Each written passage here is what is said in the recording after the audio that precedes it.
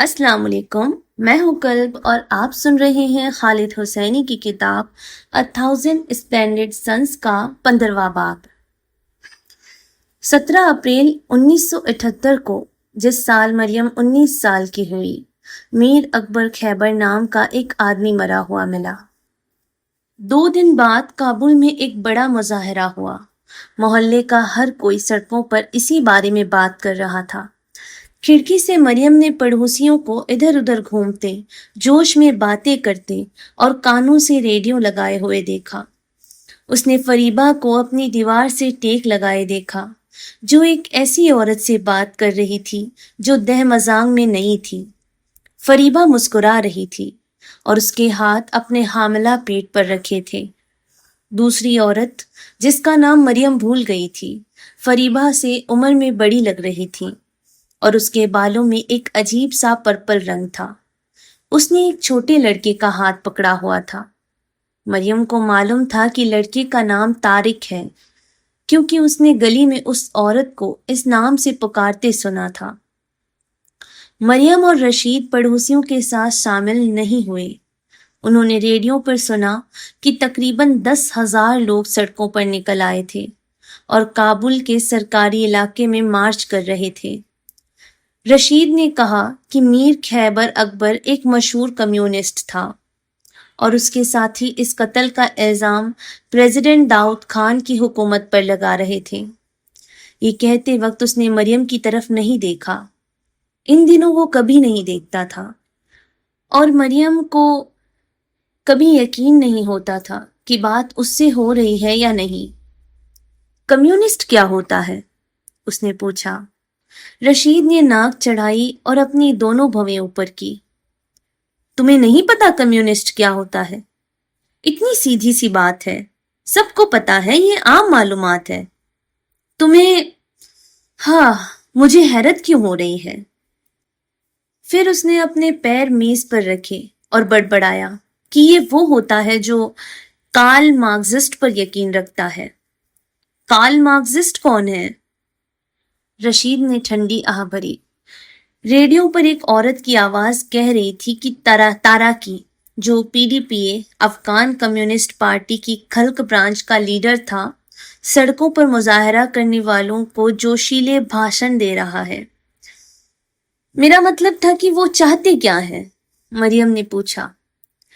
ये कम्युनिस्ट, इनका यकीन किस चीज पर है? रशीद हंसा और अपना सर हिलाया, लेकिन मरियम को उसके हाथ बांधने के अंदाज और घूमती हुई आंखों में थोड़ी घबराहट नजर आई। तुम्हें कुछ नहीं पता है ना? तुम एक बच्चे की तरह हो, तुम्हारा दिमाग खाली है, इसमें कोई मालूमात नहीं है। मैं इसलिए पूछ रही हूं क्योंकि... चुप रहो, खामोश हो जाओ। मरियम खामोश हो गई। उसके लिए इस तरह की बातें बर्दाश्त करना आसान नहीं था। उसका मजाक, उसकी तौहीन और उसका उसके पास से यूं गुजरना जैसे वो घर की एक बिल्ली हो। लेकिन 4 साल की शादी के बाद मरियम समझ गई थी कि एक औरत कितना कुछ बर्दाश्त कर सकती है जब वो डरी हुई हो। और मरियम डरी हुई थी। वो उसके बदलते मिजाज और गुस्से से डरती थी, जो मामूली बातों को भी लड़ाई तक ले जाता था, जिसे वो कभी मुक्कों, थप्पड़ों और लातों से खत्म करता था और कभी झूठी माफी मांग लेता था और कभी नहीं। बाथ हाउस वाले दिन से लेकर अब तक उम्मीदों के टूटने के 6 मजीद सिलसिले हुए थे। हर नुकसान, हर ट्रिप डॉक्टर के पास मरियम के लिए पहले से ज्यादा तकलीफदेह था। हर मायूसी के साथ रशीद मजीद दूर और चिड़चिड़ा होता गया। अब कोई भी काम उसे खुश नहीं करता था। वो घर साफ करती, उसकी कमीजें साफ रखती, उसका पसंदीदा खाना बनाती। एक बार बहुत बुरा हुआ जब उसने मेकअप खरीदा और उसके लिए लगाया, लेकिन जब वो घर आया उसने उसे ऐसी नफरत से देखा कि मरियम भागकर बाथरूम गई और सब धो डाला। शर्म के आंसू साबुन के पानी और मस्कारा में मिल गए। अब मरियम को उसके शाम में घर आने से डर लगता था। चाबी की आवाज, दरवाजे की चरचराहट, ये वो आवाजें थी जो उसके दिल की धड़कन तेज कर देती थी। अपने बिस्तर से वो उसके जूतों की क्लिक क्लैक सुनती थी। اپنے کانوں سے وہ اس کی ہر حرکت کا حساب رکھتی. کرسی کا کھینچنا، کینسیٹ کی آواز، چمچ کا پلیٹ سے ٹکرانا، اخبار کے پنوں کا پلٹنا. اور جب اس کا دل دھڑکتا، اس کا دماغ سوچتا کہ آج وہ لڑائی کے لیے کیا بہانہ بنائے گا. ہمیشہ کچھ نہ کچھ ہوتا تھا، کوئی معمولی سی بات جو اسے غصہ دلا دیتی. کیونکہ چاہے وہ جو بھی کر لے، اس کی ہر بات مان لے، وہ کافی نہیں تھا. وہ اسے اس کا بیٹا واپس نہیں دے سکتی تھی. اس سب سے اہم معاملے میں وہ ناکام رہی تھی، 7 بار ناکام رہی تھی، اور اب وہ اس پر صرف ایک بوجھ تھی. وہ اس کی آنکھوں میں دیکھ سکتی تھی. اب کیا ہوگا؟ اس نے پوچھا. رشید نے اسے ترچھی نظر سے دیکھا. اس نے ایک گہری سانس اور کراہ کے درمیان کی آواز نکالی، میز سے پیر ہٹائے اور ریڈیو بند کر دیا. وہ اسے اوپر اپنے کمرے میں لے گیا اور دروازہ بند کر لیا. 27 اپریل کو مریم کے سوال کا جواب دھماکوں اور گرجتی ہوئی آوازوں سے ملا. وہ ننگے پاؤں نیچے لیونگ روم میں بھاگی اور دیکھا کہ رشید پہلے ہی کھڑکی کے پاس تھا، اپنی بنیان میں بکھرے ہوئے بال اور ہاتھ شیشے پر جمائے ہوئے. مریم اس کے ساتھ کھڑکی پر کھڑی ہو گئی. اوپر سے فوجی جہاز تیزی سے گزر رہے تھے. ان کی کان پھاڑنے والی آواز نے اس کے کان دکھانے شروع کر دیے. دور سے دھماکوں کی آوازیں آ رہی تھی اور دھوئیں کے بادل آسمان کی طرف اٹھ رہے تھے. رشید، کیا ہو رہا ہے؟ یہ سب کیا ہے؟ خدا جانتا ہے، وہ بڑبڑایا. اس نے ریڈیو چلانے کی کوشش کی، لیکن صرف شور سنائی دیا. ہم کیا کریں؟ رشید نے بیزاری سے کہا. ہم انتظار کریں گے. دن کے آخر میں رشید ابھی بھی ریڈیو پہ کوشش کر رہا تھا جب مریم کچن میں پالک والے چاول بنا رہی تھی. مریم کو یاد تھا کہ ایک وقت تھا جب اسے رشید کے لیے کھانا بنانا پسند تھا. اب کھانا بنانا خوف کا کام تھا. سالن ہمیشہ یا تو بہت نمکین ہوتا یا پھیکا، چاول یا تو بہت چکنے ہوتے یا بہت خشک. رشید کی نکتہ چینی نے اسے ہر وقت شک میں رکھا ہوا تھا. جب وہ اس کے لیے پلیٹ لائی، ریڈیو پر قومی ترانہ بج رہا تھا. میں نے سبزی بنائی ہے، اس نے کہا.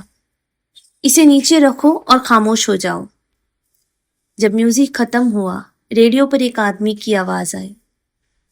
اس نے اپنا نام ایئر فورس کلونیل عبدالقادر بتایا.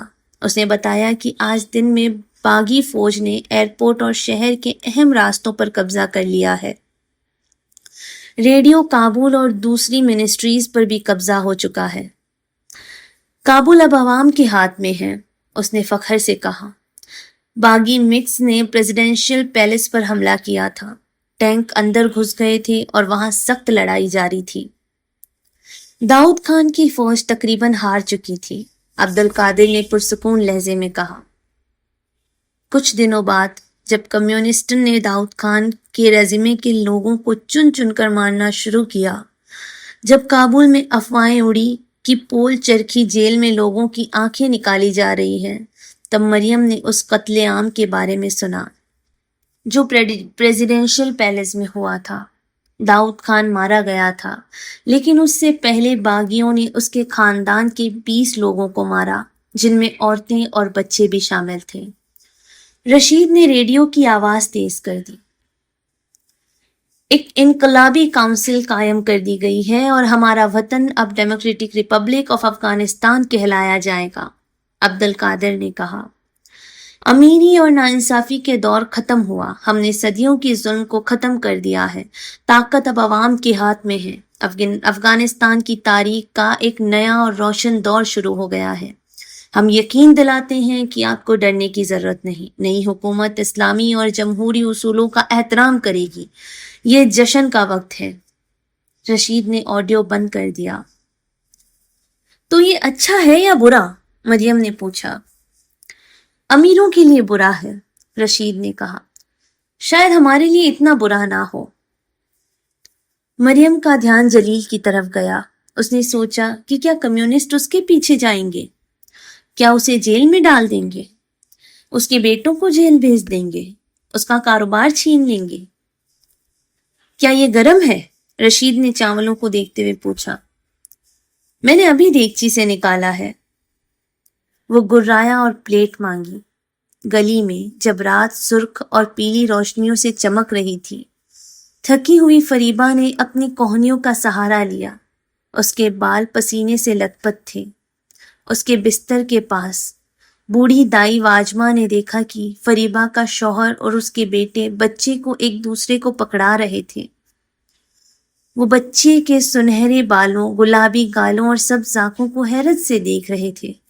जब उन्होंने पहली बार उसके रोने की आवाज सुनी, जो पहले बिल्ली की तरह थी और फिर एक जोरदार रोने में बदल गई, तो वो मुस्कुरा दिए।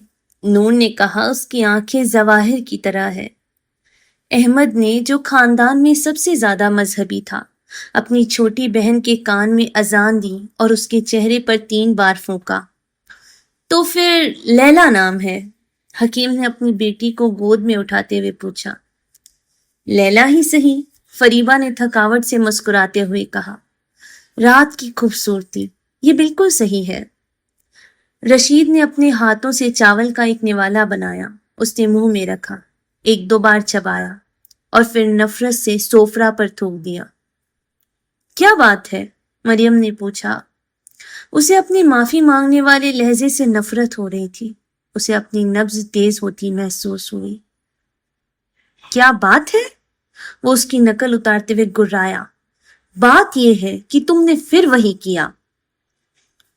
लेकिन मैंने इसे 5 मिनट ज्यादा उबाला था।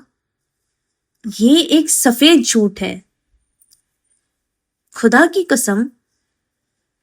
उसने गुस्से से चावल अपनी उंगलियों से चटक दिए और प्लेट परे धकेल दी, जिससे सालन और चावल सोफरा पर गिर गए। मरियम ने देखा कि वो गुस्से में लिविंग रूम से बाहर निकला, फिर घर से बाहर, और जाते हुए जोर से दरवाजा मारा। मरियम घुटनों के बल बैठ गई और चावल के दाने उठाने की कोशिश करने लगी, लेकिन उसके हाथ बुरी तरह कांप रहे थे। उसके सीने पर डर का बोझ था। उसने गहरी सांस लेने की कोशिश की। खिड़की में उसने अपना पीला चेहरा देखा और नजर फेर ली। फिर उसने दरवाजा खुलने की आवाज सुनी और रशीद वापस कमरे में था। खड़ी हो जाओ, उसने कहा। इधर आओ, खड़ी हो जाओ। उसने उसका हाथ पकड़ा, उसे खोला और उसमें मुट्ठी भर कंकड़ियां डाल दी। इन्हें अपने मुंह में रखो। क्या? रखो इन्हें अपने मुंह में। रुक जाओ रशीद, मैं। उसके ताकतवर हाथों ने उसका जबड़ा पकड़ा।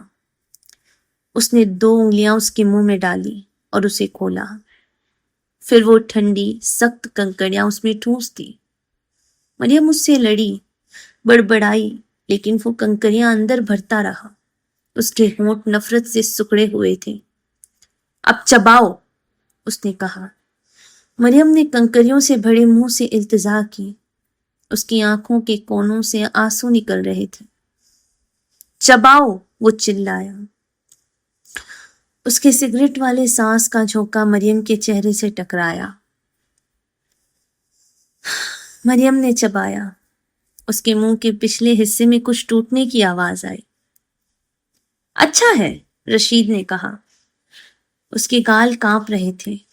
अब तुम्हें पता चला तुम्हारे चावल का जायका कैसा है? अब तुम्हें पता चला तुमने मुझे इस शादी में क्या दिया है? बुरा खाना और कुछ नहीं। फिर वो चला गया और मरियम पीछे कंकड़ियां, खून और 2 टूटे हुए दांतों के टुकड़े थूकने के लिए रह गई। आज के लिए बस इतना ही। मिलते हैं कहानी के अगले बाब में।